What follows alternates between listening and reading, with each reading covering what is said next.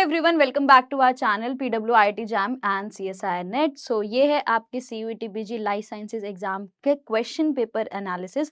हम different questions जो आपके एग्जाम में आए थे, इस साल आए थे, तो उन्हें हम डिस्कस करेंगे एंड देखेंगे कि आपने कैसे किए या कैसे आप उस क्वेश्चन को अटेम्प्ट कर सकते थे। I would be starting with first part cell biology and microbiology, followed by different faculties completing with their own parts. So let's begin with the first question we had. This was about antimicrobial agents and their functions, mode of actions basically. तो मैंने जितने भी I think sessions लिए सब में मैंने definitely हमेशा ये बताया कि यहाँ से क्वेश्चन आने के चांसेस बहुत ज़्यादा हैं. So as we can see, and question सिर्फ एक नहीं था, एक और क्वेश्चन भी था. Tetracycline was specifically asked. So there were at least 2 to 3 questions basically asked from antibiotics. So अगर हम क्वेश्चन देखते हैं, सिफेरोस्पोरिन हमें पता है दैट इज अ एंटीबायोटिक जो बेसिकली पेप्टाइडोग्लाइकन जो सेल वॉल सिंथेसिस है उसे रोकता है, and that was option number 1. Act by inhibition of biosynthesis of peptidoglycan cell wall synthesis या structure. 1 second. So a cephalosporin को आपको फर्स्ट से मैच करना था. अगर आप इसे मैच करते तो ऑप्शन नंबर डी एलिमिनेट हो जाता. एंड उसके अलावा erythromycin was also one of the easy. तो यहाँ पर एरिथ्रोमाइसिन के लिए आपके पास था 50S सब यूनिट्स, दैट इज डी का थर्ड होने वाला है एंड ए का फर्स्ट. तो अगर आप इसके अकॉर्डिंग भी चलते तो आपको आंसर मिल जाता, that is option number C. So correct answer as in the answer key is option number C.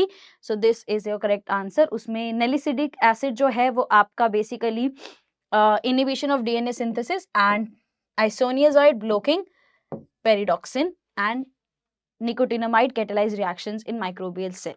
Easy question. Next we had immunoglobulins and their function, that is antibodies and their function. IgG most abundant होती है. अगर आप इसी के according जाते कि most abundant है ए का थर्ड, अगर आप देखो एक ही ऑप्शन में था तो आप पहले ही एलिमिनेट करके ऑप्शन नंबर डी को ठीक कर सकते थे. ए जो है म्यूकोसल सरफेसेस पे काम करती है, दैट इज बी का फोर्थ. डी जो है बी सेल रिसेप्टर का काम करती है, that is first. And IgE आपको पता है एनाफिलेटिक मेडिएटिंग एंटीबॉडी है आपकी. Next question, which of the following are autosomal recessive genetic disorder. Huntington disease जो है वो डोमिनेंट है. हंटिंगटन डिसीज जो है वो ऑटोसोमल डोमिनेंट डिसीज है. सिकल सेल एनीमिया बिल्कुल सही है, ऑटोसोमल रिसेसिव है. उसके बाद लेश निहान सिंड्रोम जो है ये एक्स लिंक्ड रिसेसिव है. This is X linked recessive. And Tay Sachs disease is also autosomal, that is B and D, option number A. Membrane potential of resting neuron is approximately minus 70 millivolts, so that would be minus 60 and minus 70 millivolts. Which of the following is often referred to as guardian of the genome? P53. Very easy question. To observe the specific part of tissue section under compound microscope, the contrast can be achieved by. तो contrast बढ़ाने के लिए आप क्या करते हैं, fluorescent dyes का use करते हैं, that is option number D. Which of the following will be the part of the palate when tissue cells are homogenized and centrifuged at 1000 G for 10 minutes? Nuclei. 1000 G पर जब आप करते हैं और 10 minute के लिए करते हैं तो न्यूक्लियाई जो है वो सेपरेट आउट हो जाता है. Which of the following statement is not correct about plant viruses? In viruses जो स्पाइक्स है उन्हें प्रोटोमर्स कहते हैं, नहीं, बिल्कुल गलत. जो एनवेलप प्रोटीन्स पर स्पाइक्स होते हैं क्या उन्हें कॉन्टैटमर्स कहते हैं? नहीं, हम उन्हें पेप्लोमर्स कहते हैं. The plant viruses the envelope protein में even project from the envelope surface as spikes are called peplomers, that is option number C. उसके बाद इसमें से डिसीजेज एंड देयर जो एजेंट्स हैं उनको मार्क करना था. उसमें सबसे आसान जो है गैस गैंग्रीन. आई थिंक अगर आपने कभी भी CUET PG के कितने भी डिसीजेस के क्वेश्चन किए हो, रिपीटेडली गैस गैंग्रीन हमेशा पूछा गया है. That was very easy, that is Clostridium perfringens. अगर आप इसके अकॉर्डिंग भी चलते, बी का फोर्थ अगर आप देखते तो एलिमिनेट हो रहा था और काम चल रहा था, that is option number A. उसके बाद यूरिनरी ट्रैक्ट इन्फेक्शन में मेजरली इकोलाई होती है, that is option number 1. Wool sorters disease is by Bacillus anthracis. And cervical cancer is human papilloma virus. Easy question. Next we have, which of the following granulocyte has following features? Highly phagocytic होनी चाहिए, nucleus with 3 to 5 lobes, primary and secondary granules, limited lifespan, that is neutrophils. Option number C. उसके बाद next we have, ये भी commercial production किसकी होती है और माइक्रो ऑर्गेनिज्म कौन सा यूज होता है वो बात करनी थी। तो इथेनॉल के लिए we use Saccharomyces cerevisiae. I think इन्होंने जो क्वेश्चन है ना उसको इस तरीके से बनाया है कि आप एलिमिनेशन को बहुत अच्छे से यूज कर सकते हैं। एंड सीयूईटी पीजी और गैट बी में मैं हमेशा कहती हूँ कि एलिमिनेशन बहुत अच्छे से काम करता है, क्योंकि यहाँ पर एमएसक्यू आते नहीं है, तो एमसीक्यू बहुत अच्छे और जो ऑप्शंस बनाए जाते हैं वो एलिमिनेशन से बहुत अच्छे से एलिमिनेट होते हैं। अगर आप थोड़ी थोड़ी सी चीजें भी याद करके जाएं तो आप बहुत अच्छे से कर सकते हैं। जैसे आपने अभी तक देखा गैस गैंग्रीन वाला सॉल्व हो पा रहा था, यहाँ पर भी आपको जो इथेनॉल है वो किसको याद नहीं होगा कि इथेनॉल जो है वो सेक्रोमाइसिस सेरेविसी से बनाया जाता है। उसके बाद सिट्रिक एसिड के लिए एस्पैरागस का यूज किया जाता है। तो ए का सेकंड बी का फोर्थ, ए का सेकंड बी का फोर्थ अगर करते तो सिंपल सा मैच हो रहा था ऑप्शन नंबर सी। उसके बाद अगर आप करते हैं अमाइनो एसिड्स एंड न्यूक्लियोटाइड्स के लिए कॉर्निबैक्टीरियम एंड एल्केलॉइड्स के लिए we have Claviceps. Next typhoid antigen type of vaccine is subunit. Typhoid की जो वैक्सीन है that is subunit vaccine. Tetracycline वैसे ही वहां पर मोड ऑफ एक्शन से मैच था, यहाँ पर एक और टेट्रासाइक्लिन क्या करता है, tetracycline is usually mixed with the culturing medium as selective agents in selecting transformants in gene cloning. It expect binding to 30s subunit. Tetracycline जो है 30s सबयूनिट पर बाइंड करता है और काम करता है। Then we have ability of a molecule to function as an antigen depends on size पर भी डिपेंड करती है। कॉम्प्लेक्सिटी क्या है, स्ट्रक्चरल कॉम्प्लेक्सिटी दैट इज कितनी एपिटोप्स है, एंटीजन्स प्रेजेंट है। केमिकल नेचर कैसा है, क्योंकि अगर हम बात करें तो proteins are very antigenic as compare to your polysaccharides और लिपिड्स, तो उसमें भी प्रोटीनेशियस स्ट्रक्चर्स जो होते हैं वो ज्यादा एंटीजेनिक होते हैं और वहीं कंपेयर टू पॉलीसेकेराइड और लिपिड जो है वो कम होते हैं। That is also affected. Degree of foreign nature ये भी बात है। Then it is A B C D, चारों फंक्शन सही हैं, चारों चीजें कैरेक्टरिस्टिक ध्यान में रखते हुए एंटीजन बनाया जाता है। बाकी के जो बचे हुए क्वेश्चंस हैं उनको हम लोग देखने वाले हैं। तो होपफुली आप सभी का अच्छा पेपर गया होगा, आंसर की वगैरह आप सभी ने देख ली होगी। तो हम अभी डिस्कस करने जा रहे हैं कुछ क्वेश्चंस, और ये जो क्वेश्चंस रहेंगे ये इवोल्यूशन है ना, जेनेटिक्स और इम्यूनोलॉजी वाले पार्ट से क्वेश्चंस रहेंगे जिनको हम लोग डिस्कस करने जा रहे हैं। तो यहां से सबसे पहला क्वेश्चन हमारा बनता है, who among the following is known as father of Indian paleobotany? Father of Indian palaeobotany के जो फादर ऑफ इंडियन पैलियोबोटनी के फादर किसको माना जाता है, या इंडिया में पैलियोबोटनी सबसे पहले इस्टेब्लिश किसने की थी? तो इनका नाम था प्रोफेसर बीरबल साहनी, जिनके नाम पे इंस्टीट्यूट भी है लखनऊ में, Professor Birbal Sahni Institute of Palaeobotany, जो कि लखनऊ में है। तो इन्होंने सबसे पहले इस्टेब्लिश किया था पैलियोबोटनी का रिसर्च इंस्टीट्यूट, और इन्होंने पैलियोबोटनी के ऊपर रिसर्च भी अपनी परफॉर्म की थी। तो इस क्वेश्चन का जो ऑप्शन रहेगा that is option number C. तो ये बिल्कुल सी ऑप्शन यहां पे रहने वाला है इस क्वेश्चन का। अगला क्वेश्चन देखो, इम्यूनोलॉजी से रिलेटेड क्वेश्चन है। तो यहां पे है हमारे पास मैच लिस्ट 1 विद लिस्ट 2।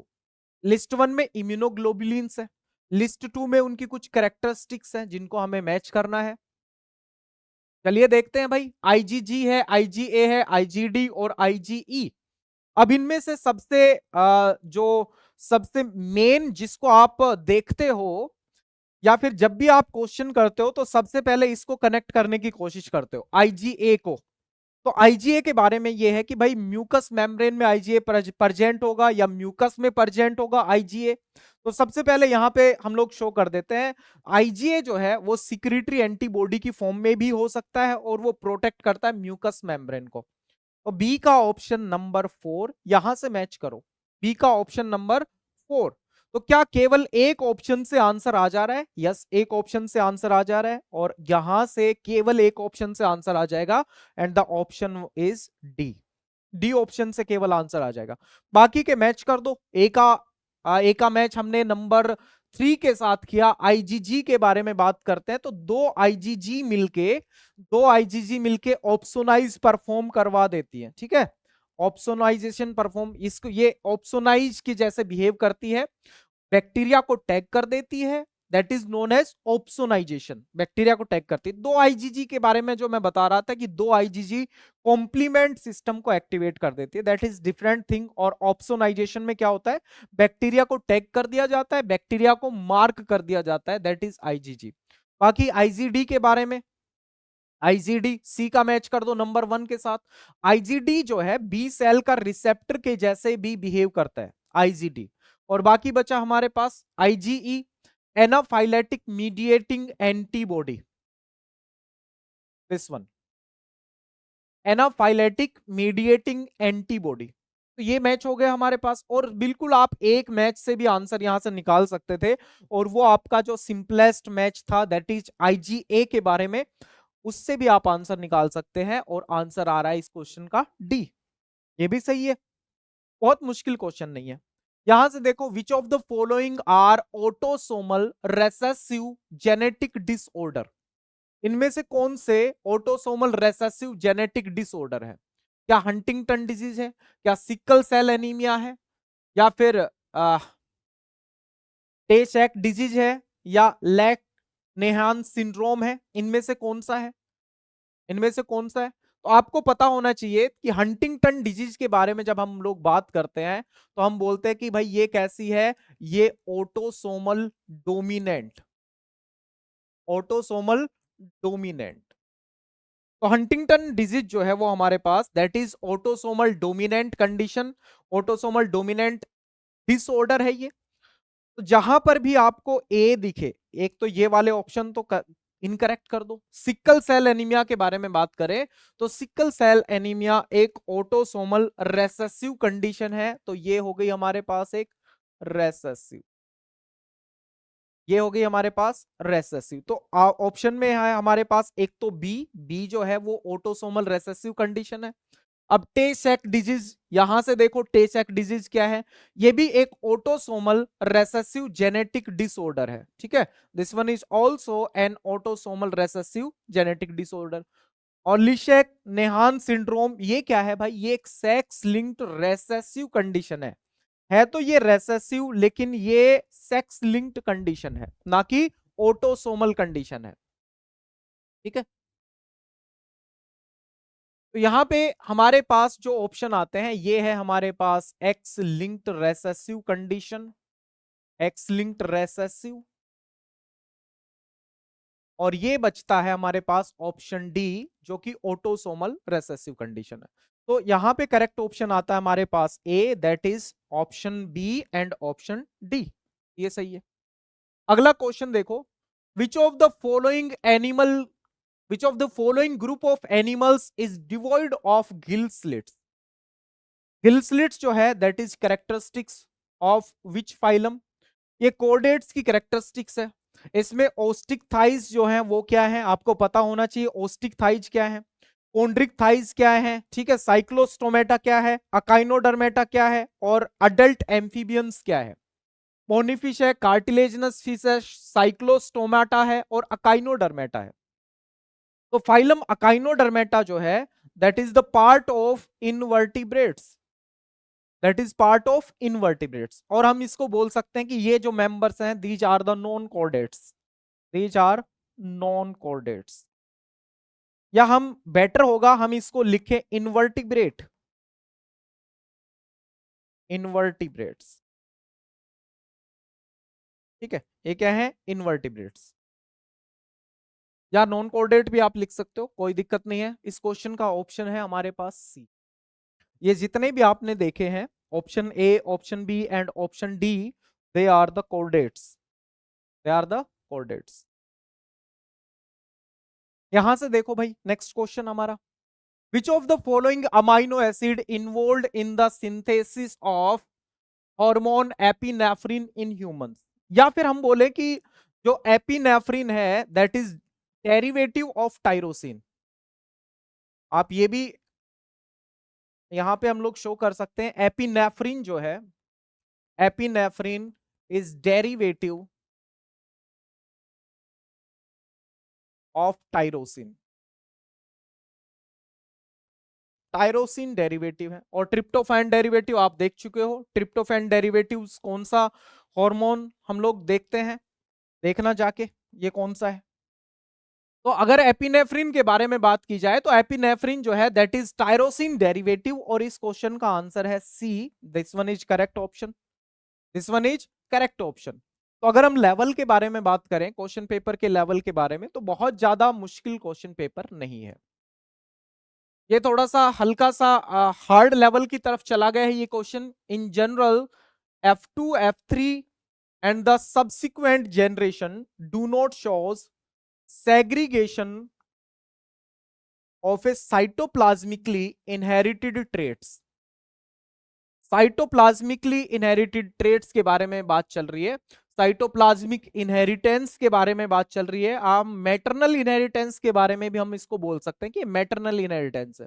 तो ऐसा क्यों होता है? This is because the F1 individual generally receive plasmagenes from one parent only, और ये जो वन पेरेंट होगा, ये कौन सा पेरेंट होगा? Generally female parent, female parent.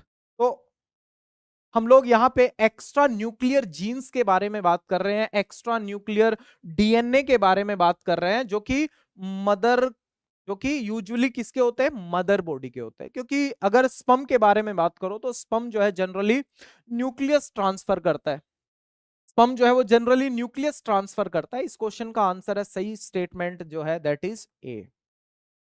तो केवल एक पेरेंट से रिसीव होगा। ठीक है, चलो नेक्स्ट देखो। यहां पे थोड़ा सा एक्सप्लेनेशन है इस क्वेश्चन के बारे में, तो आप ये भी देख सकते हो, यहां से भी देख सकते हो थोड़ा सा। अगला क्वेश्चन देखो, the cationic antimicrobial peptide histatin is found in humans. तो हिस्टेटीन जो है वो एक एंटी फंगल एजेंट है। ये एक एंटी फंगल एजेंट है जो कि किस में पाया जाता है? सलाइवा में पाया जाता है। ठीक है, और ये रिच होता है, दैट इज हिस्टिडीन रिच। ठीक है, इसमें कौन सा अमाइनो एसिड रिच होता है? हिस्टिडीन अमाइनो एसिड रिच होता है।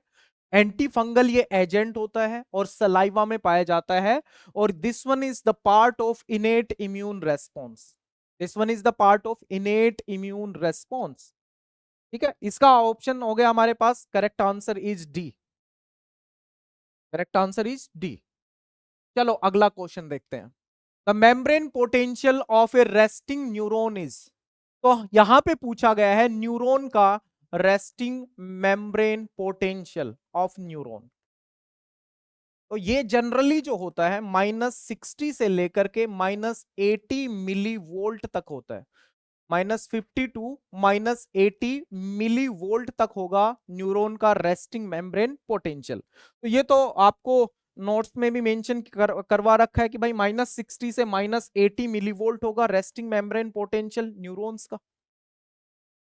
ये भी बहुत मुश्किल क्वेश्चन नहीं है, इजी लेवल पे ही हम लोग शो कर सकते हैं। यहां देखो, which of the following factor can affect frequency in Mendelian population, है ना? फ्रीक्वेंसी के बारे में बात कर रहा है, और ये किसकी फ्रीक्वेंसी के बारे में बात कर रहा है? ये एलील फ्रीक्वेंसी के बारे में बात कर रहा है, एलील फ्रीक्वेंसी, एलील फ्रीक्वेंसी। तो यहां पे ये पूछ रहा है कि कौन कौन से फैक्टर्स जो है वो एलील फ्रीक्वेंसी जो है उसमें क्या कर सकते हैं, उसको अफेक्ट कर सकते हैं। तो देखो, अगर हम लोग हार्डी विनबर्ग प्रिंसिपल के कुछ अजम्पशंस के बारे में बात करें, और कौन कौन से फैक्टर्स जो हैं वो एक पॉपुलेशन को कौन कौन से पॉइंट्स जो है वो फॉलो करने चाहिए to be in Hardy Weinberg equilibrium, ताकि उनकी एलील की frequency generation after generation change ना हो, उस पॉपुलेशन में म्यूटेशन नहीं होना चाहिए, म्यूटेशन हो गया तो एलील फ्रीक्वेंसी चेंज हो जाएगी। इसने यही पूछा है कि कौन से फैक्टर जो है वो एलील फ्रीक्वेंसी को अफेक्ट कर सकते हैं। माइग्रेशन अफेक्ट कर सकता है, अगर कोई बाहर से जीन आ गया किसी पॉपुलेशन में तो वो भी डेफिनेटली अफेक्ट करेगा। म्यूटेशन जो है वो भी अफेक्ट करेगा। नेचुरल सिलेक्शन है, ये भी अफेक्ट करेगा। क्या पता किसी पर्टिकुलर एलील को नेचुरली सेलेक्ट कर लिया जाए तो उसका जो है जो फ्रीक्वेंसी है वो बढ़ जाएगा।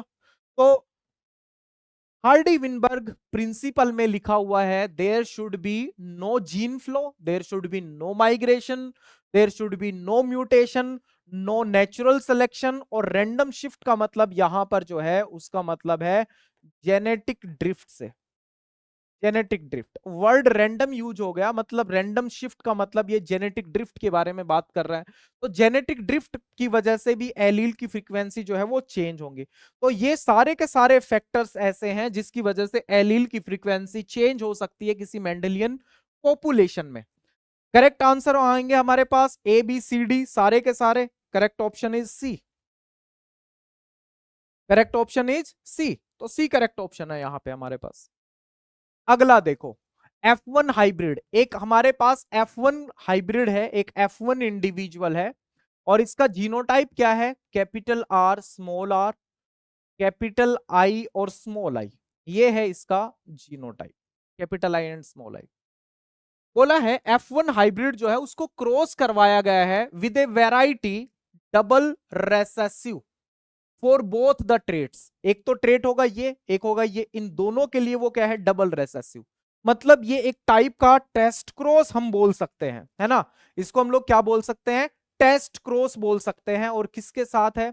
Small R, small R, small I and small I, इसके साथ है।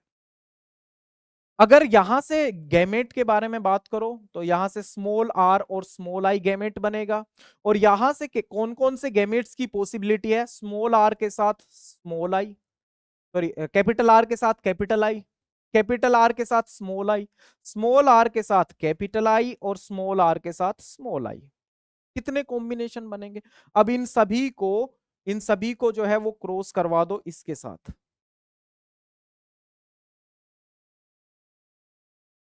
स्मॉल आर और स्मॉल आई के साथ, तो ये होगा 1, ये होगा 2, ये होगा 3 और ये होगा हमारे पास क्या? 4। D is the correct answer. इस क्वेश्चन का जो है D is the correct answer. पूछा है how many types of zygote will be produced. जब आप ये क्रॉस करवाओगे, एक तो ये टाइप, एक ये टाइप, एक ये टाइप और एक ये टाइप, 4 टाइप के जाइगोट्स की फॉर्मेशन होगी यहां पे। अगला देखो, the frequency of recombination between linked gene. ठीक है, लिंक्ड जीन्स के बारे में बात कर रहा है। इन ड्रोसोफिला, बोलता है ड्रोसोफिला में जो लिंक्ड जीन है, हाँ, the frequency of recombination between linked gene in Drosophila is affected by. कौन कौन से फैक्टर हैं जो कि लिंक्ड जीन्स में रिकॉम्बिनेशन की फ्रीक्वेंसी को जो है वो क्या कर सकते हैं? वो अफेक्ट कर सकते हैं। तो जीन्स के बीच की डिस्टेंस तो डेफिनेटली अफेक्ट करेगी, जितना ज्यादा जीन्स का डिस्टेंस होगा रिकॉम्बिनेशन फ्रीक्वेंसी उतनी ज्यादा होगी। Sex of heterozygotes for linked gene, yes, ये भी फ्रीक्वेंसी जो है रिकॉम्बिनेशन फ्रीक्वेंसी, इसमें भी चेंज आएगा। एज ऑफ फीमेल्स, तो यूजुअली जो है ज्यादा एज होगी फीमेल्स की तो वहां पर रिकॉम्बिनेशन फ्रीक्वेंसी जो है वो लोअर हो जाती है। और टेम्परेचर भी डेफिनेटली अफेक्ट करेगा। तो ए बी सी डी चारों के चारों option, A B C D चारों के चारों option, C is the correct answer. C is the correct answer. Next देखते हैं, इम्यूनोलॉजी का क्वेश्चन है। Which of the following granulocytes, है ना, ग्रेन्युलोसाइट्स के बारे में बात चल रही है, ऐसी इम्यून सेल्स जिसमें ग्रेन्यूल्स प्रेजेंट होते हैं, हैज द फॉलोइंग फीचर्स। एक तो क्या है? हाईली फेगोसिटिक है, न्यूक्लियस में 3 से लेकर के 5 लोब है, तो 3 से लेकर के 5 लोब कहां पे देखने को मिलते हैं? न्यूट्रोफिल में देखने को मिलते हैं। प्राइमरी एंड सेकेंडरी इस पे ग्रेन्यूल्स प्रेजेंट होंगे, डेफिनेटली न्यूट्रोफिल है, सही आंसर इज सी। तो 2 से 5 मल्टीलोब्ड न्यूक्लियस प्रेजेंट होगा इनमें। Typhoid 6 antigen type of vaccine as, ये थोड़ा सा जो है ये मान के चलो कि बच्चों से थोड़ा सा हल्का सा अपर लेवल का क्वेश्चन पूछ लिया कि typhoid 6 antigen type of vaccine is a सब यूनिट वैक्सीन। ये कैसी वैक्सीन है? ये एक सब यूनिट वैक्सीन है। Is the correct answer.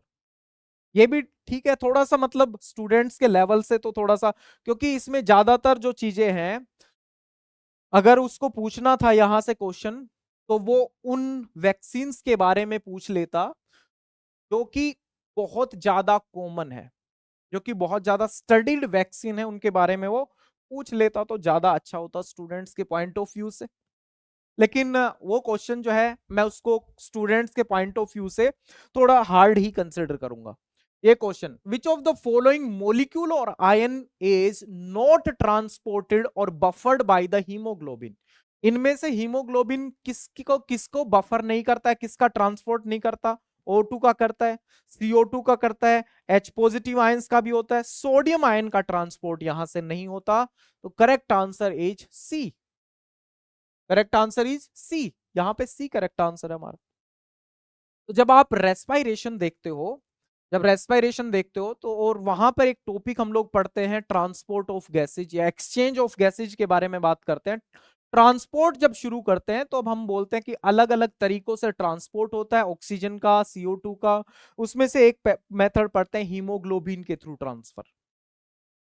तो वो भी वहां से ये क्वेश्चन हो जाएगा, प्रीवियस क्वेश्चन। अगला क्वेश्चन है हमारे पास साइटोजेनेटिक्स का, ये क्वेश्चन है साइटोजेनेटिक्स।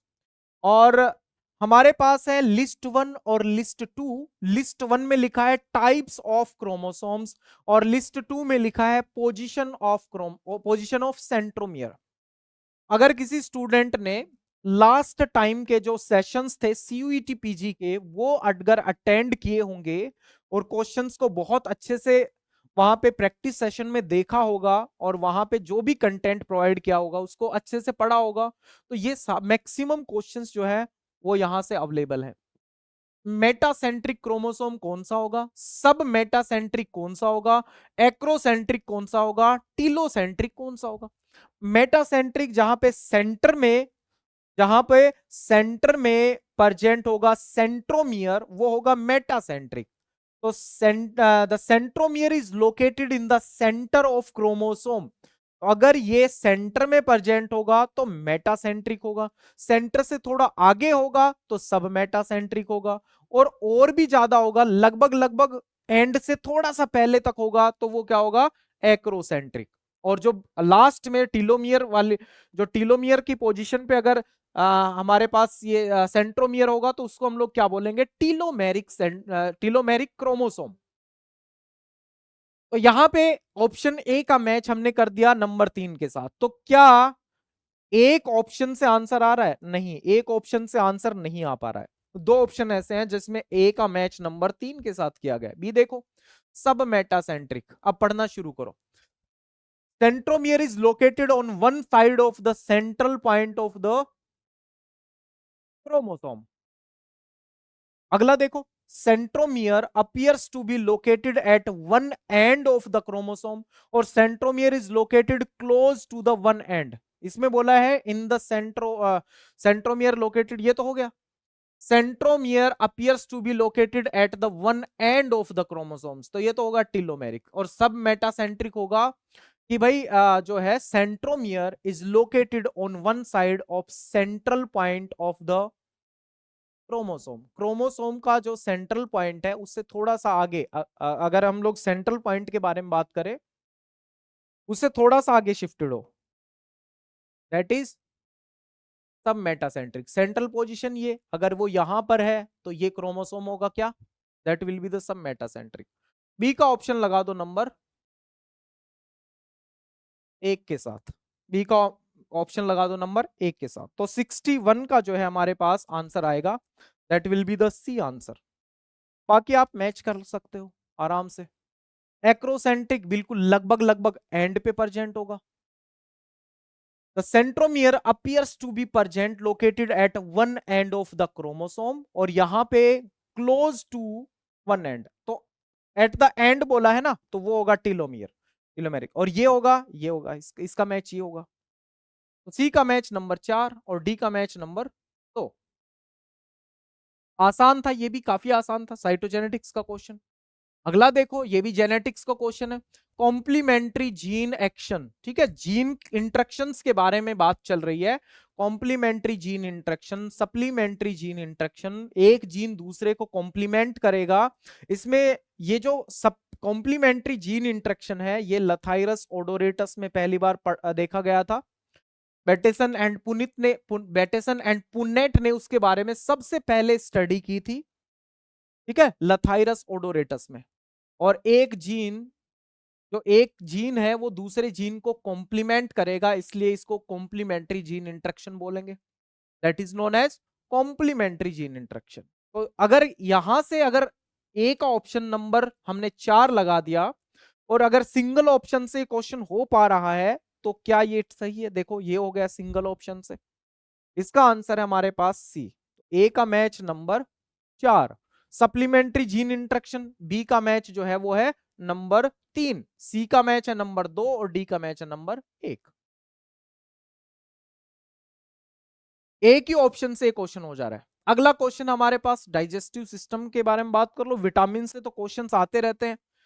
विटामिन के तो बहुत सारे आपने क्वेश्चंस किए हैं। विटामिन B7 दिया है, बायोटीन दिया है, साइन कोबालामाइन दिया है, B12, ascorbic acid, vitamin C, vitamin K, phylloquinone. अब यहां इस क्वेश्चन में तो कोई ज्यादा प्रॉब्लम होनी नहीं चाहिए। विटामिन के जो है वो ब्लड क्लोटिंग के लिए नेसेसरी है, ठीक है। विटामिन सी जो है वो किस बात के लिए जरूरी है भाई? कोलेजन सिंथेसिस के लिए जरूरी है विटामिन सी। तो सी का मैच हमने नंबर 1 के साथ किया है, डी का मैच हमने नंबर 2 के साथ किया है। ऐसा कोई ऑप्शन है? सी का मैच नंबर 1, डी का मैच नंबर 2। अब बाकी जो है उनको भी मैच कर दो भाई। B12 साइनोकोबालामाइन, तो B12 जो है that is necessary for the production of nucleic acid and RBC. बाकी बच गया बायोटीन, और बायोटीन जो है coenzyme in the synthesis of fat, glycogen and amino acids. इसका मैच हो गया ये नंबर 3। ये भी आसान क्वेश्चन था, इजी था, बहुत मुश्किल नहीं था। ये है अब हमारे पास क्रोमोसोमल एब्रेशंस, ठीक है। क्रोमोसोमल एब्रेशंस है क्रोमोसोम में चेंज, नलीसोमी।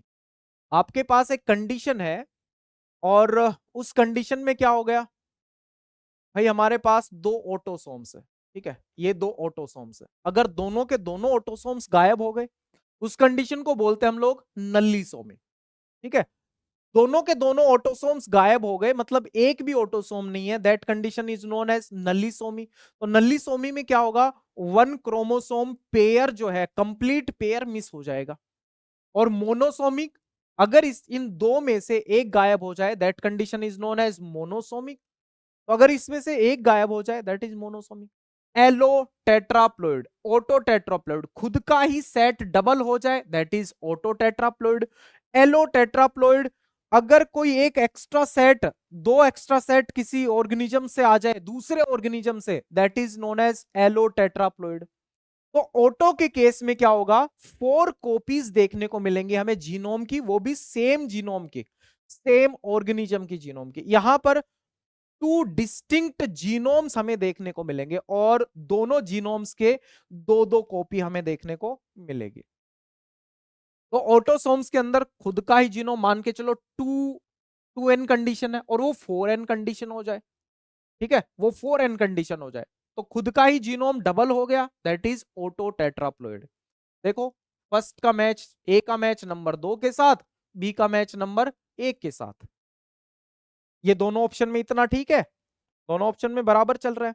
अब सी का मैच डिसाइड करेगा, सी का मैच नंबर 4 के साथ कर दो, इसका करेक्ट आंसर है डी।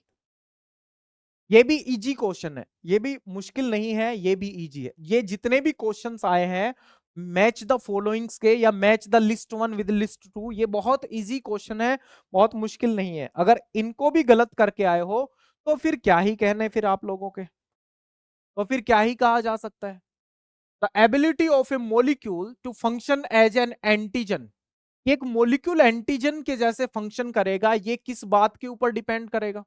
साइज, सबसे पहले मैटर करेगा साइज, क्योंकि साइज बड़ा होगा तो एपिटोप्स ज्यादा होंगे।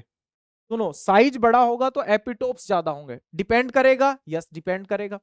स्ट्रक्चरल कॉम्प्लेक्सिटी, क्या स्ट्रक्चरल कॉम्प्लेक्सिटी पे डिपेंड करेगा? एक तो प्राइमरी, एक तो अमाइनो एसिड की सीक्वेंस, ठीक है, और उसकी पेप्टाइड का secondary structure, tertiary structure, quaternary structure, उसकी वजह से भी क्या होगा? न्यू एंटीजेनिक एपिटोप्स की फॉर्मेशन होगी। ये भी क्वेश्चन मैंने आपको करवाया हुआ है। केमिकल नेचर, यस, एक लिपिड के बजाय एक प्रोटीन एंटीजन जो है वो ज्यादा एंटीजेनिक हो सकता है। Degree of foreign nature to the host, जितना डिस्टेंटली रिलेटेड ऑर्गेनिज्म का एंटीजन होगा उतनी ही ज्यादा एंटीजेनिसिटी जो है वो बढ़ी हुई देखने को मिलेगी, है ना। तो डिग्री ऑफ फॉरेननेस भी या डिग्री ऑफ फॉरेन नेचर भी डिपेंड करेगा। सारे के सारे फैक्टर्स जो हैं वो function of antigen, ability of a molecule to function as an antigen, इन सभी चीजों के ऊपर डिपेंड करेगी कि कोई मोलिक्यूल जो है वो एंटीजन के जैसे बिहेव करेगा कि नहीं करेगा। A B C D all of them, correct answer is C. अगला क्वेश्चन देखो, select the correct statement about euchromatin. Euchromatin के बारे में कौन सी स्टेटमेंट सही है? क्या ये हाईली कंडेंस्ड होते हैं? नहीं, ये तो हेट्रोक्रोमेटिन का फीचर है। They are associated with active transcription, yes इनका एक्टिव ट्रांसक्रिप्शन होता है, ये सही है। फाउंड आउटसाइड द न्यूक्लियस, ये भी गलत है। They do not replicate during S phase, ये भी गलत है। तो ये एक्टिवली ट्रांसक्राइब प्रोटीन जो है क्रोमेटिन होगी यहां पे, B is the correct answer. जो ट्रांसक्राइब होगा, एक्टिवली ट्रांसक्राइब होगा, that will be the euchromatin. जो ट्रांसक्राइब नहीं होगा दैट इज हेट्रोक्रोमेटिन। जो लूजली कंडेंस्ड है या एक तो हाईली कंडेंस्ड है वो है होगा हमारे पास हेट्रोक्रोमेटिन, जो हाईली कंडेंस्ड नहीं है वो होगा यूक्रोमेटिन।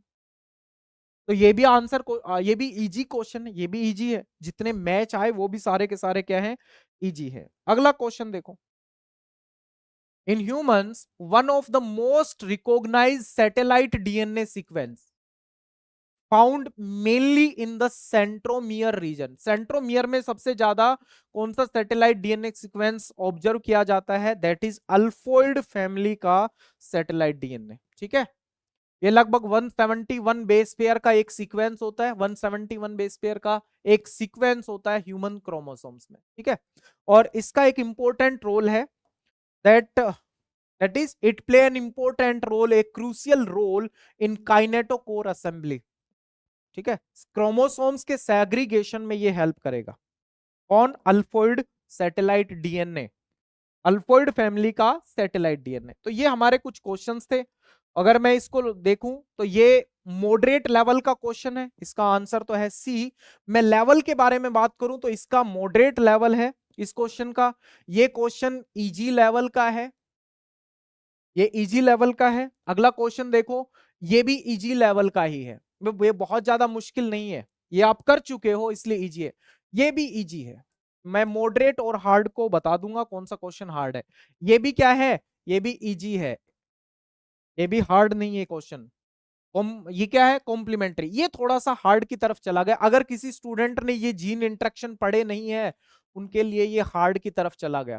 केवल और केवल एपिस्टेसिस के बारे में जाना है तो फिर उनके लिए ये मुश्किल है। ये भी कैसा है? ये तो इजी है, बहुत इजी है ये क्वेश्चन, बहुत ज्यादा इजी है ये वाला। ये इसको मॉडरेट मान सकते हैं, इसको मान सकते हैं कि ये मॉडरेट लेवल का क्वेश्चन है। ये मैं हार्ड मानूंगा आप लोगों के लिए कि ये हार्ड लेवल का क्वेश्चन है। और ये वाले बाकी इजी, काफी ज्यादा इजी, काफी ज्यादा इजी। और ये वाला, हाँ ये थोड़ा सा मॉडरेट लेवल की तरफ जा सकता है आप लोगों के लिए, मॉडरेट टू हार्ड जा सकता है स्टूडेंट्स के लिए ये वाला क्वेश्चन। ये वाला, ये तो इजी है भाई, या हाँ ये तो इजी है, जेनेटिक्स का क्वेश्चन है, मेंडेलियन जेनेटिक्स का, इजी है। ये वाला, ये भी इसको लगभग लगभग ये भी इजी है, हार्डी विनबर्ग। हाँ, मेम्ब्रेन पोटेंशियल इजी, ये हार्ड नहीं है, इजी है, मॉडरेट भी नहीं बोलेंगे, इजी क्वेश्चन है। डायरेक्टली ये क्वेश्चन कैसा है? इजी। ये थोड़ा सा हार्ड मान सकते हैं क्योंकि आप लोग जो है हिस्टेटिन के बारे में यूजुअली नहीं पढ़ते हो, इसलिए आगे से पढ़ना शुरू कर दो। ये क्वेश्चन, ये इस क्वेश्चन को मैं मॉडरेट मानता हूं अगर किसी ने साइटोप्लाज्मिक इनहेरिटेंस या मैटरनल इनहेरिटेंस पढ़ा है। ये क्वेश्चन क्या है भाई? हाँ, ये तो मॉडरेट को कंसिडर कर सकते हैं कि ये थोड़ा सा मॉडरेट लेवल का है। लेकिन आप पढ़ते इसको भी हो, इस पार्ट को भी पढ़ते हो, इसको बोलो तो ये इजी है। वर्टिब्रेट्स इनवर्टिब्रेट्स पढ़े हैं तो ये इजी है। ये क्वेश्चन थोड़ा सा मैं मॉडरेट कंसिडर कर लेता हूं क्योंकि इसमें आपको दो ही पता है। ये इजी, फिर क्या है? इजी है ये वाला क्वेश्चन।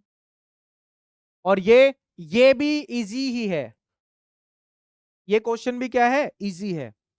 जब आपके एनसीईआरटी में चैप्टर शुरू होते हैं ना, एनसीईआरटी के चैप्टर जब शुरू होते हैं चैप्टर से पहले प्रोफेसर बीरबल साहनी के बारे में पूरी इंफॉर्मेशन दी हुई है, वो भी एनसीईआरटी में।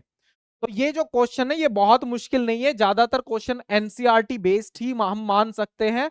और ओवरऑल लेवल के बारे में बात करूं तो ओवरऑल लेवल जो है वो मॉडरेट का, इनिशियल मॉडरेट लेवल का है। बहुत मुश्किल तो नहीं बोलेंगे, मुश्किल तो बिल्कुल नहीं है भाई, मुश्किल तो बिल्कुल ही नहीं है। इजी, इजी ही मैं मानूंगा, इजी ही मानेंगे, आराम से आप क्वेश्चन कर सकते हैं। आराम से इस क्वेश्चन पेपर में मैक्सिमम क्वेश्चंस जो है वो किए जा सकते हैं। ठीक है, तो आगे के जो पार्ट्स हैं देखना, मैम या सर अभी आएंगे, वो बाकी दूसरे बचे हुए पार्ट्स को कवर करेंगे। तो हमारा जो पार्ट था वो एनिमल फिजियोलॉजी से कुछ रिलेटेड क्वेश्चंस का था, जेनेटिक्स के कुछ क्वेश्चंस थे, इम्यूनोलॉजी के कुछ क्वेश्चंस थे, और इवोल्यूशन से रिलेटेड कुछ क्वेश्चंस थे। ये सारे क्वेश्चंस थे हमारे। तो आप वेट करो, तब तक का नेक्स्ट फैकल्टी जो है आपके नेक्स्ट क्वेश्चंस जो है वो ऐड ऑन करते हैं। तो wish you all the very best, कि आप सभी बहुत अच्छे से करके आए होंगे और क्वेश्चंस आपको इजी लगे होंगे, और आप सभी अच्छे मार्क्स से जो है वो एग्जाम को क्वालिफाई कर लोगे और अच्छी अच्छी सेंट्रल यूनिवर्सिटी में आप मूव करोगे। आप सभी को पता है बच्चों, सीयूईटी की जो आंसर की है वो रिलीज हो चुकी है। हम आपके सामने आए हैं लाइफ साइंसेस का जो पेपर है उसको, जो लाइफ साइंसेस का पेपर था उसकी डिस्कशन करने के लिए। तो मैं यहाँ पे बेसिकली मॉल बायो और प्लांट फिजियो से रिलेटेड जो क्वेश्चंस आए हैं उसको डिस्कस करने वाली हूँ आपसे। चलिए फाइंड आउट करते हैं क्या आंसर्स थे, क्या वो आंसर्स मैच कर रहे हैं आंसर की से। चलिए शुरू करते हैं। सबसे पहला क्वेश्चन आपका है, Who among the following is known as the father of Indian paleobotany? Basically Indian palaeobotany के जो फादर हैं उनको किसको कंसिडर किया जाता है, वो आपकी जो आंसर की है उसमें भी प्रोफेसर बिरबल साहनी को दिया हुआ है, और ये ही करेक्ट आंसर भी है आप लोगों का। चलिए नेक्स्ट क्वेश्चन अगर देखें, आपको इस क्वेश्चन में क्या करना था बच्चों, आपको एंटीबायोटिक्स दे रखी है, एंटीबायोटिक्स को आपको मैच करना था उनके मैकेनिज्म से या रोल से, ठीक है। अगर आपको एक ट्रिक बताऊं तो इस क्वेश्चन में अगर आप केयरफुली देखेंगे बच्चों, यहाँ पे इराइथ्रोमाइसिन में जब भी आपको जब भी ट्रांसलेशन हमने पढ़ा है और उसमें हम जब पढ़ते हैं रोल कि हमारी एंटीबायोटिक्स का क्या फंक्शन होता है, किस तरीके से वो प्रोटीन सिंथेसिस को इनहिबिट करते हैं, उसमें मैं इराइथ्रोमाइसिन के लिए आपको क्या बोलती हूँ कि प्रोकैरियोट्स में 50S जो सब यूनिट है उसको इनहिबिट करता है इराइथ्रोमाइसिन, पेप्टाइडल ट्रांसफेरेज एक्टिविटी को भी इनहिबिट करता है, प्लस ट्रांसलोकेशन को भी इनहिबिट करता है। अब अगर आपको फॉर एग्जाम्पल, जैसे बहुत सारे ऐसे बच्चे जिन्होंने, हो सकता है आपने कोई भी एंटीबायोटिक का नाम ना सुना हो एक्सेप्ट इराइथ्रोमाइसिन, तो उसके बेसिस पे भी आप इसको आंसर कर सकते थे।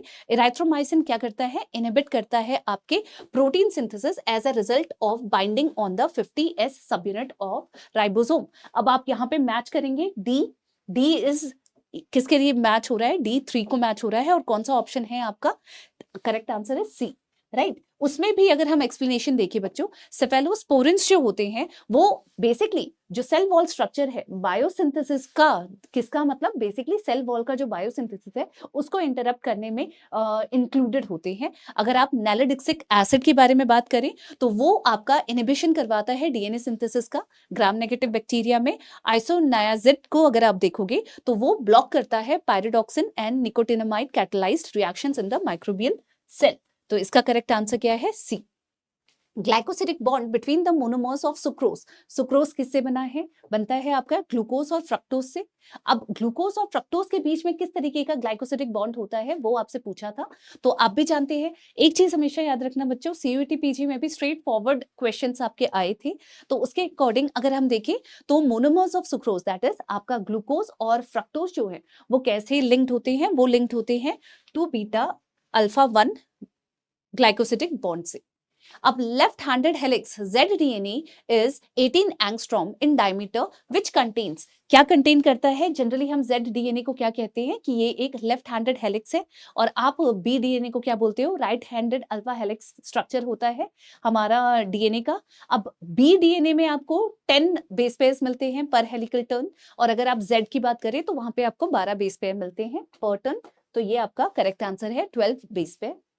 अगर आप नेक्स्ट क्वेश्चन को देखेंगे, a rock body through which ground water flows is called, एक ऐसी रॉक बॉडी जहां पे से ग्राउंड वाटर फ्लो करता है उसको आप बोलते हो एक्वीफायर। उसको क्या बोलते हैं बच्चों, एक्वीफायर बोलते हैं। चलिए नेक्स्ट क्वेश्चन देखते हैं, plants can assimilate only 2 inorganic forms of nitrogen. Generally मैंने आपसे क्या कहा था बच्चों, हम प्लांट के लिए जब एसिमिलेशन करवाते हैं तो वो 2 फॉर्म्स उनके मेजर फॉर्म्स होते हैं। 2 फॉर्म्स में से भी जो हाईली मेजर होता है, जो सबसे ज्यादा एब्जॉर्ब प्लांट करते हैं, दैट इज नाइट्रेट, और नाइट्रेट के अलावा अगर कोई होता है that is ammonium ions, right. तो इसीलिए प्लांट के लिए जो 2 फॉर्म्स अवेलेबल होते हैं वो अमोनियम आयन होते हैं और नाइट्रेट होते हैं, दैट इज AND। तो इसका करेक्ट आंसर क्या है, AND। चलिए, the symmetry of in which a flower can be divided into 2 equal and similar halves by only 1 vertical division। जब आप केवल एक वर्टिकल डिवीजन करके एक प्लांट को आप एक ही प्लेन से एक डिवीजन कर सकते हो, और जब एक प्लेन से कट करने पे 2 इक्वल हाफ्स में एक प्लांट डिवाइड हो जाता है, उसको एक फ्लावर डिवाइड हो जाता है, उसको आप जाइगोमॉर्फिक बोलते हो, ठीक है। वो क्या होता है, जाइगोमॉर्फिक। चलिए, the plant bloom when the light duration is less than 12 hours per day are known as। जब भी एक प्लांट है, आप जानते हैं 12 आवर्स से कम है, लाइट का ड्यूरेशन आपको कम चाहिए। कैसे ऐसे प्लांट्स होते हैं जिनको लाइट का ड्यूरेशन कम चाहिए होता है, और कौन से ऐसे प्लांट होते हैं जिनमें लाइट को ड्यूरेशन बहुत ज्यादा चाहिए होता है। लॉन्ग डे प्लांट को लॉन्ग डे इसीलिए कहते हैं क्योंकि उनको लाइट ज्यादा चाहिए होती है। शॉर्ट डे प्लांट्स को शॉर्ट डे इसीलिए कहते हैं क्योंकि उनको लाइट कम चाहिए होती है। तो यहाँ पे जो शॉर्ट डे प्लांट है, बेसिकली इसका आंसर क्या होना चाहिए कि light duration short day plants को कम चाहिए होती है, 12 घंटे से कम। डार्कनेस का पीरियड उनको अच्छा खासा आप दे दीजिए, तो correct answer is short day plants. अब अगर आप मैच करेंगे यहाँ पे बैक्टीरियल डीएनए रेप्लिकेशन प्रोटीन्स को उनके फंक्शन से, तो आप क्लियरली देख सकते हैं हेलिकेज क्या करता है, अनवाइंड करता है डीएनए को। डीएनए पॉल 1 क्या करता है, गैप्स को फिल करता है, प्राइमर रिमूवल करता है। डीएनए पॉल 3 क्या करता है, मेन एंजाइम है जो डीएनए सिंथेसिस करता है along with proof reading activity. Topoisomerase nicking करता है, आपके सुपरकॉइलिंग को हटाता है, ठीक है। अब आप यहाँ पे देख सकते हैं, removes RNA nucleotides of primer from 5 prime then with DNA and replace them with DNA nucleotides added to the 3 prime end। DNA pol 1 का फंक्शन है ये, ठीक है। उसके बाद हेलिकेज क्या करता है, अनवाइंड करता है। DNA pol 3 क्या करता है, आपके DNA synthesis using parental DNA as a template synthesizes new DNA strand by adding nucleotides to a RNA primer। और topoisomerase आपका रिलीव्स करता है over binding strain ahead of replication. इनका काम क्या होता है, जैसे डीएनए गायरेस में क्या किया था, उसने पॉजिटिव सुपरकॉइलिंग को हटाया और नेगेटिव सुपरकॉइलिंग को इंट्रोड्यूस करा। तो ये आपका मैच द फॉलोइंग है, ए का 2, बी का 1, सी का इज 4th और डी का इज 3rd। तो आप देख सकते हैं A2, B1, C 4th और D 3rd। तो correct answer is C. Next question पे आते हैं, which of the following statements are correct regarding prokaryotic genomic organization. अगर आप यहाँ पे प्रोकैरियोटिक जीनोमिक ऑर्गेनाइजेशन की बात करें, कौन से स्टेटमेंट सही है पूछा है, करेक्ट पूछा है, तो यहाँ पे आप देखेंगे most prokaryotes contain a single large circle of double stranded DNA as its genome. हमने भी हमेशा यही पढ़ा है जब हम डीएनए रेप्लिकेशन करते हैं कि हमारा जो प्रोकैरियोटिक जीनोम होता है वो single double stranded circular genome होता है, ये स्टेटमेंट सही है। फिर उसके बाद the nucleotide is an irregularly shaped region that contains the cells chromosome and numerous protein, ये सही है। Nucleotide associated proteins are not particularly important during cell division for the compaction of chromosome, ये वाला स्टेटमेंट आपका गलत है। Prokaryotic genomes are much smaller as compare to, obviously इनका size almost हम क्या बोल रहे थे 4 to 5 MB के अराउंड होता है, जबकि अगर आप ह्यूमन से उसको या किसी यूकैरियोटिक सेल के जीनोम से कंपेयर करोगे वो अलग होगा, वो बहुत बड़ा होता है। तो करेक्ट आंसर आपका A, B and D है। First is the correct answer. For sterilization, जब भी हमें कल्चर मीडिया का स्टेरिलाइजेशन करना होता है, ग्लास वेयर्स का स्टेरिलाइजेशन करना होता है, हम ऑटोक्लेव करते हैं। लेकिन ऑटोक्लेव की कंडीशन हमें क्या रखनी पड़ती है, हम ऑटोक्लेव की कंडीशन रखते हैं 121 degree Celsius and 15 PSI pressure को मेंटेन करके रखते हैं हम लोग। तो this is the correct answer. चलिए, among the following species of bryophytes which is not an example of mosses, इन चारों ऑप्शंस में से कौन सा मॉसस नहीं था, आपसे पूछा गया था। तो यहाँ पे आंसर क्या होगा, आंसर विल बी मर्केंशिया। वहां देखा जाए कि फ्यूनेरिया क्या है, पॉलीट्राइकम क्या है, स्फैग्नम क्या है, ये सारे आपके क्या होते हैं, मॉसस होते हैं, जबकि मर्केंशिया आपका क्या है, लीवरवॉर्ट है। हम ब्रायोफाइट्स को लीवरवॉर्ट्स, एंथोसिरोस और मॉसस में डिवाइड करते हैं, राइट। तो उस बेसिस पे आपका लीवरवॉर्ट कहलाता है मर्केंशिया। चलिए अब नेक्स्ट क्वेश्चन पे आते हैं। अगर आप यहाँ पे देखेंगे, choose the correct sequence of events as they occur during a bacterial transcription. जब बैक्टीरियल ट्रांसक्रिप्शन होता है तो क्या क्या प्रोसेस कैरी आउट होता है उसको हम देखेंगे यहाँ पे, उनको सीक्वेंस में आपको लगाना है, राइट। तो यहाँ पे हम देख सकते हैं आरएनए पॉलीमरेज सिग्मा सब यूनिट रिकॉग्नाइजेस प्रमोटर्स। सबसे पहले सिग्मा फैक्टर की मदद से आरएनए पॉलीमरेज प्रमोटर पे बैठता है।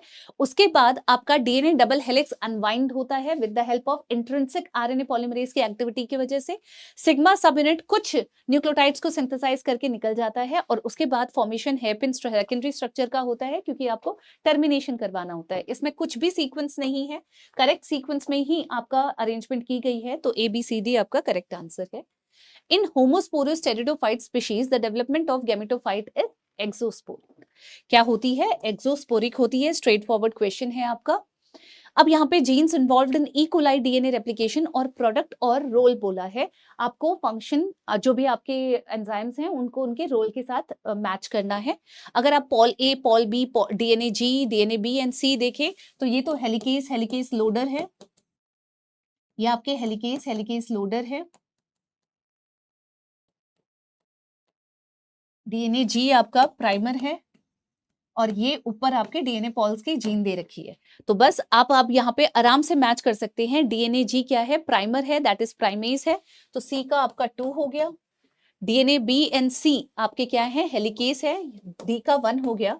अब सी और डी के बेसिस पे अगर आप देखेंगे, सी का आपका क्या है? 2 है, सी 2 कहाँ है? डी का 1 है, B is the correct answer. A fourth DNA A आपके डीएनए पॉल 1 के लिए, डीएनए जो पॉल बी है उसके लिए डीएनए पॉल 2। तो ये मैच हो गया आपका करेक्ट आंसर। ए का 4, बी का 3, सी का 2 और डी का 1। DNA more recently discovered plant hormone jasmonate. जो जैस्मोनिक एसिड होते हैं, जैस्मोनिक एसिड का जो प्रिकर्सर होता है वो लिनोलेनिक एसिड होता है बच्चों। तो इसका करेक्ट आंसर क्या है? लिनोलेनिक एसिड है। आपसे पूछा गया था उनका प्ले है इंपॉर्टेंट रोल। जैस्मोनिक एसिड ऐसा एक हार्मोन है जो डिफेंस में भी इंपॉर्टेंट रोल प्ले करता है, प्लस डेवलपमेंट में भी इंपॉर्टेंट रोल प्ले करता है। और उसका प्रिकर्सर, वो जब उसको सिंथेसाइज करते हैं, हम सिंथेसाइज करते हैं, तो उसका प्रिकर्सर क्या होता है वो क्वेश्चन पूछा था। तो लिनोलेनिक एसिड आपका प्रिकर्सर है। Which of the following statement is wrong about C4 plant? अगर आप क्वेश्चन देखें, C4 प्लांट्स की कैरेक्टरिस्टिक्स क्या होती है कि उनमें क्रैंस एनाटॉमी देखने के लिए मिलती है, that is bundle sheath sales दिखते हैं, आपके मेसोफिल सेल्स दिखते हैं। Bundle sheath sales vascular bundles को सराउंड करने वाले आपके व्रेट लाइक स्ट्रक्चर देने वाले वो सेल्स होते हैं। तो इसीलिए बंडल शीथ सेल्स को बंडल बोला जाता है, क्योंकि दे सराउंड बंडल आपके वैस्कुलर बंडल्स को।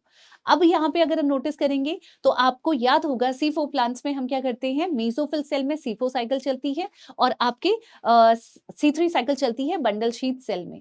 और अगर ऐसे भी देखा जाए तो मेसोफिल सेल में जो एटमॉस्फेरिक कार्बन डाइऑक्साइड का एक्सेप्टर होता है, that is phosphoenol pyruvate. Phosphoenol pyruvate HCO3 के साथ कंबाइन करके बनाता है ऑक्सैलो एसिटिक एसिड। वो सबसे पहला 4 कार्बन का स्टेबल प्रोडक्ट होता है, इसीलिए उसको हम क्या बोलते हैं? C4 एसिड बोलते हैं। और इस साइकिल को बोला जाता है C4 साइकिल, जो मेसोफिल सेल में चलती है। ठीक है, तो आपसे क्या बोला है? क्रैंस एनाटॉमी इज प्रेजेंट, बिल्कुल सही। अब आपको इसमें रॉन्ग बताना है। Initial CO2 acceptor is phosphoenol pyruvate, ये भी सही है। First stable product is three phosphoglycerate, ये गलत है, क्योंकि C3 साइकिल में जो सबसे पहला स्टेबल प्रोडक्ट बनता है दैट इज 3-फॉस्फोग्लिसरेट, इसीलिए उसको C3 साइकिल बोला जाता है। Calvin cycle operates along with hatch cycle, बिल्कुल सही, हैच एंड स्लैक साइकिल, इसीलिए आप C4 साइकिल को हैच एंड स्लैक पाथवे भी बोलते हो। Choose the correct order of steps involved in nucleotide excision repair of damaged bases as they occur. अब a fresh burst of DNA synthesis, a fresh burst of DNA synthesis मतलब DNA synthesis शुरू हो चुका है बहुत rapidly. Cut are made on both 3' side and 5' side, ये होता है. The DNA is unwound, producing a bubble. A DNA ligase covalent binds the fresh piece into the backbone. आप nucleotide accession base repair system को अगर देखेंगे बच्चों, तो सबसे पहले क्या होता है? सबसे पहले यहाँ पे हमें आफ्टर UVR A-B की स्कैनिंग हो जाती है, यहाँ पे बुलाया जाता है एंडोन्यूक्लियस को, जो कट लगाता है। अब कट लगाने के साथ साथ आपको डीएनए को अनवाइंड भी करना होता है। तो आप यहाँ पे क्या करेंगे? सबसे पहले डीएनए को अनवाइंड करेंगे। अनवाइंड करने के साथ साथ आप यहाँ पे कट भी लगाएंगे। किस पे? आप कट लगाएंगे बोथ साइड में 3 और 5' ऑफ द डैमेज्ड एरिया।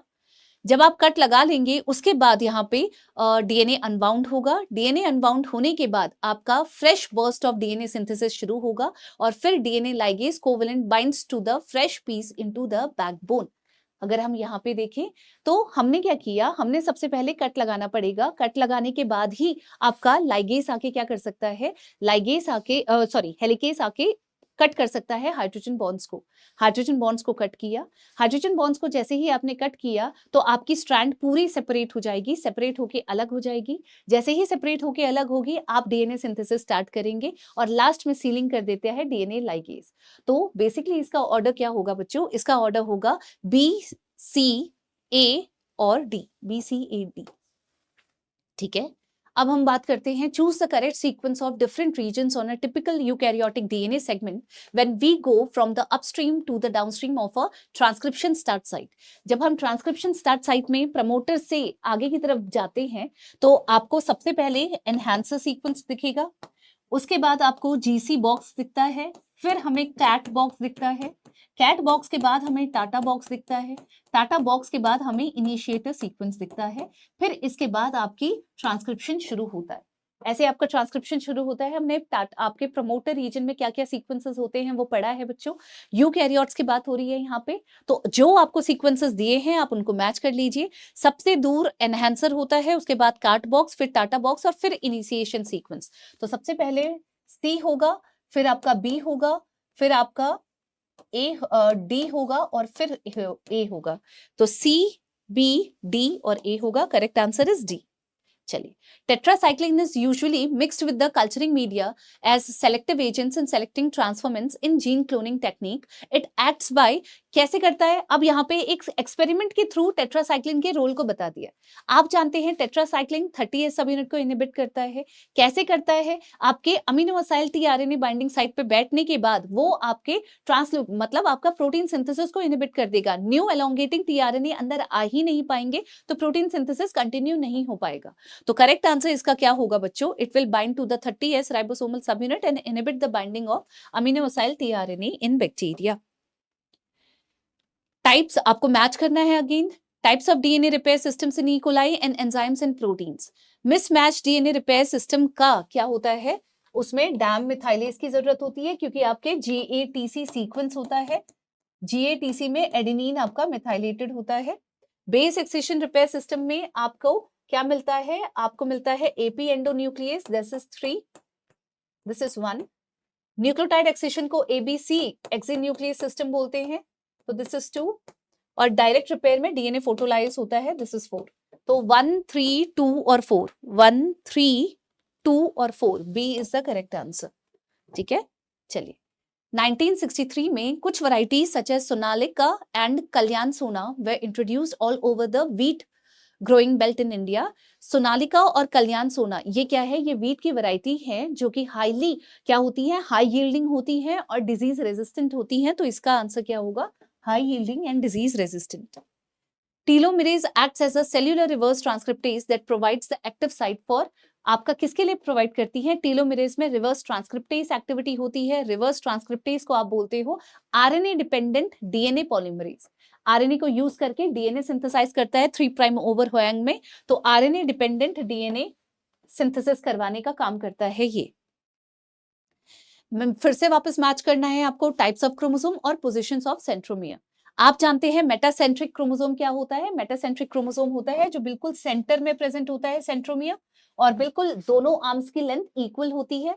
जब वो स्लाइटली थोड़ा अवे हो जाता है सेंटर से तो आप उसको बोलते हो सब मेटासेंट्रिक। जब वो क्लोज हो जाता है टूवर्ड्स द टर्मिनल एंड तब आप बोलते हो एक्रोसेंट्रिक, और जब वो बिल्कुल एंड में पहुंच जाता है उसको बोलते हो टीलोसेंट्रिक। राइट, ऐसे ही होता है। तो centre is located close to one end of centromere, ये होता है एक्रोसेंट्रिक। तो फोर्थ ये हो गया।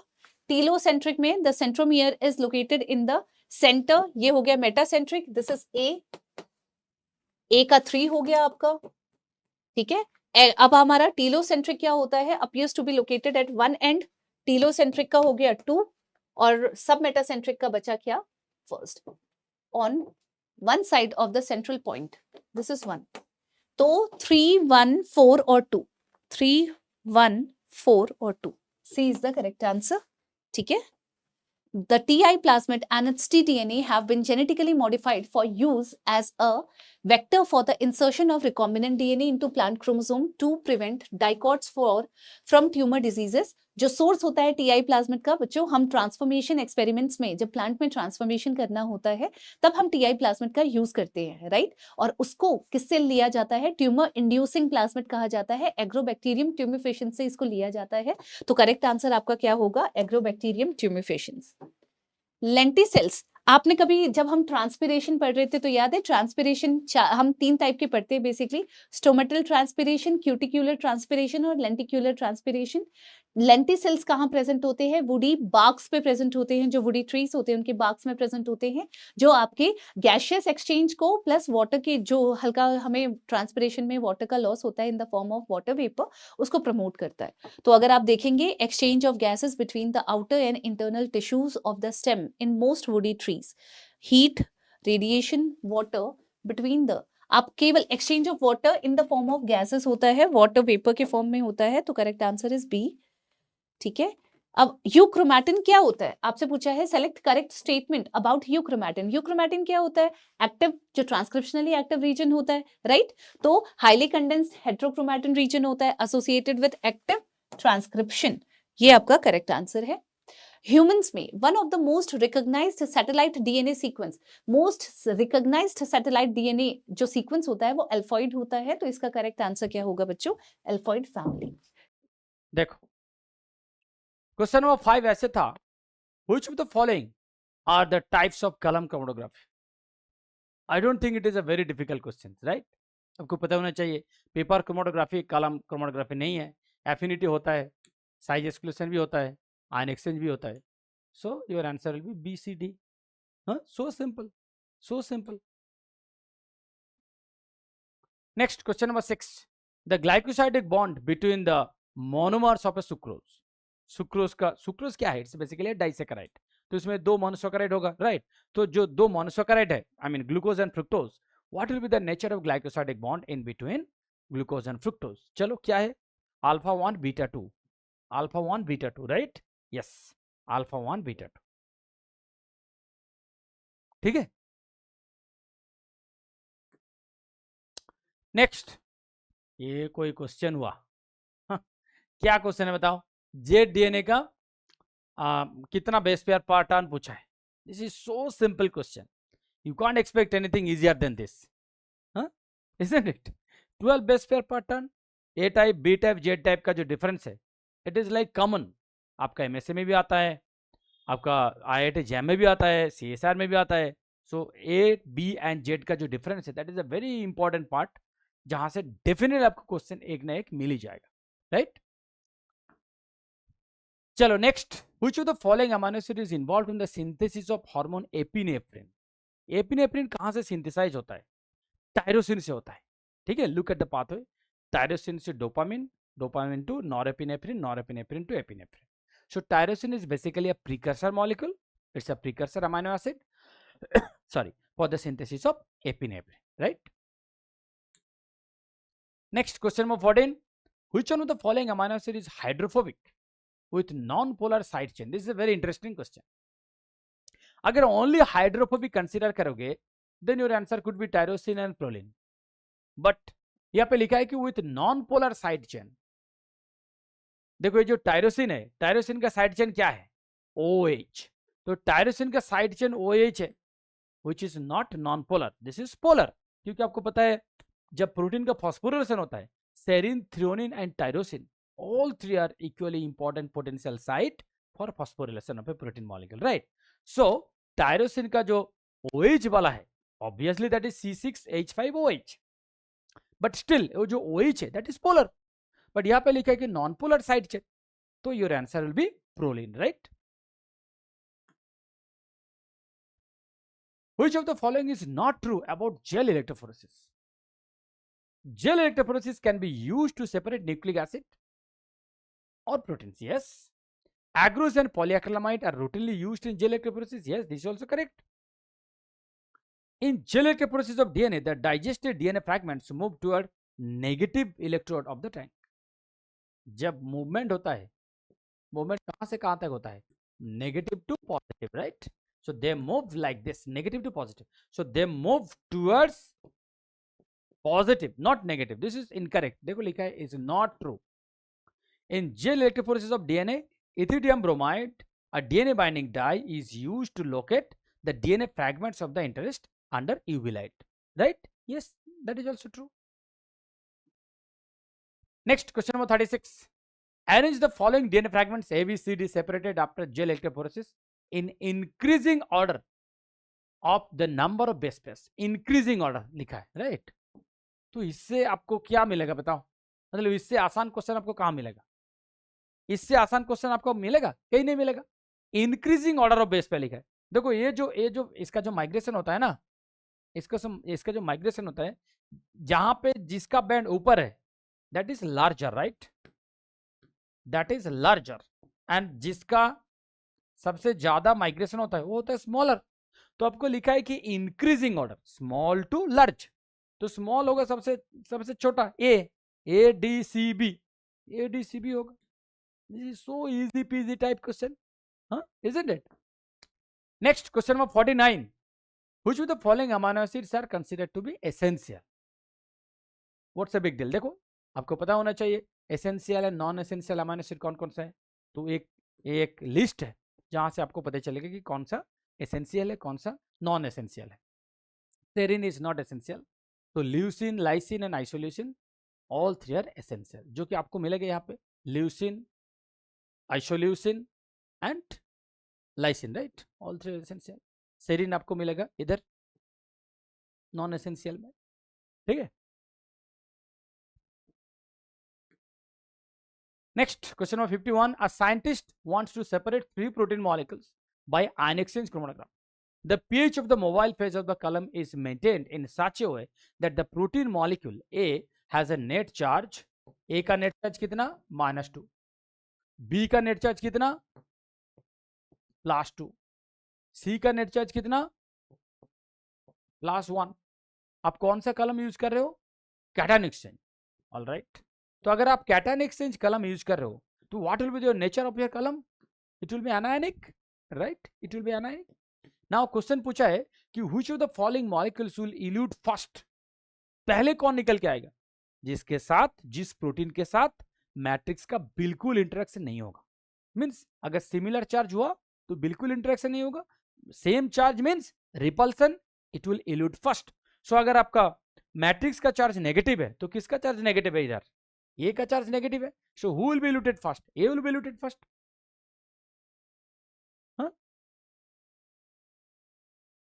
Next, question number 63. The TI plasmid and its tDNA have been genetically modified for use as a vector for the insertion of recombinant DNA into plant chromosome to prevent dicots from tumor disease. आपको पता है? The source of the TI plasmid. अरे मतलब इससे आसान question आपको दुनिया में नहीं मिलेगा, to be honest. ठीक है. Next, the DNA of the bacterial cell is protected from the cell's own restriction enzyme by addition of methyl group to the cytosine, जिसको बोलते हैं मिथाइलेशन ऑफ साइटोसिन, राइट? तो मिथाइलेशन ऑफ साइटोसिन कहां पे होता है? कौन सा कार्बन पे होता है? चलो देखते हैं. ये साइटोसिन या मिथाइलेटेड साइटोसिन कहां पे हुआ? 5th कार्बन पे हुआ. 5th कार्बन पे हुआ, राइट? सो 5th कार्बन पे होगा. Got it? This is a good question. This is a good question. Next, question number 66.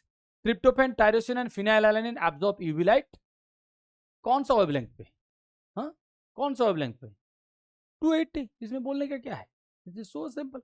280 nanometre में they absorb UV light, right? Next, question number 67. A technique for transferring denatured DNA molecule that have been separated electrophoretically from a gel to a matrix on which a hybridization assay can be performed is called. Northern blot किसके लिए है? mRNA के लिए है. Southern blot DNA के लिए है, gene के लिए है. वेस्टर्न ब्लॉट प्रोटीन के लिए है, राइट? प्रोटीन के लिए. So please remember it. Okay, that's it. I'm sure you have thoroughly enjoyed the whole session, right? And good luck for your final answer set. Okay, thank you so much.